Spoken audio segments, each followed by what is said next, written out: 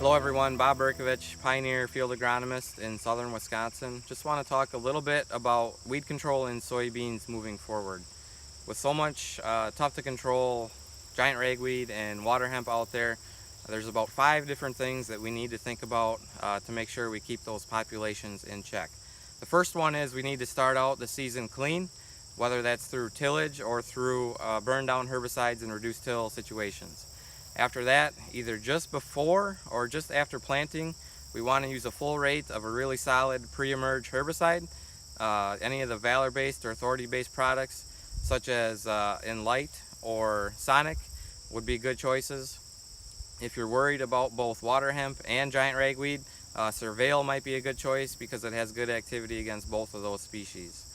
As we move into the growing season and start thinking about our post-emerge applications, there's a couple things there as well. Number one, we want to make sure we're getting to those weeds when they're 4 inches or less, just to make sure we have good efficacy for whatever post-emerge ingredients we're using in that application.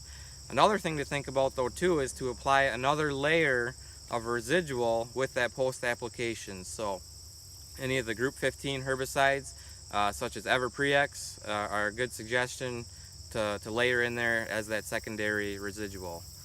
In areas that have been dealing with these tough to control water hemp populations the past 3 to 4 years, they're actually timing those post-emerge applications a little bit earlier than maybe we're used to. They're actually, in a lot of cases, going in with that secondary application and making that maybe even before any weeds have emerged, just to get that residual out there to provide that longer window to prevent any weeds from coming up. So we know that water hemp can emerge over a very long period in the growing season, so getting that second residual pass out there in season, but before weeds have emerged, has proven to be a really good tactic in those areas that have had these tough to control populations, maybe for a little bit longer than we have in some parts of Wisconsin. So definitely consider, number one, getting that residual application in with that post-emerge application, but number two, potentially making that application a little bit earlier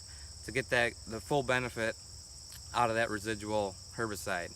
The last thing I want to mention here is maybe more of a little bit of a cultural practice, and that is around row spacing. So this field behind me here is an example of a field that was drilled in 7.5 inch rows, and it got to canopy actually pretty early. And anytime we can get to canopy early, whether that's through manipulating row spacing or population, again, that's a way for us to hopefully shade out some of those later emerging weeds and prevent some of those potentially late emerging weeds from ever getting established. So along with a solid herbicide program, as well as utilizing some cultural control practices, if we employ all of those activities, hopefully we can get some really good, really clean soybean fields here moving forward. If you have any questions, please feel free to contact anyone on the Pioneer team. That concludes this Pioneer Growing Point Agronomy video podcast. Visit our page on pioneer.com and follow us on Twitter and Facebook for more agronomy insights.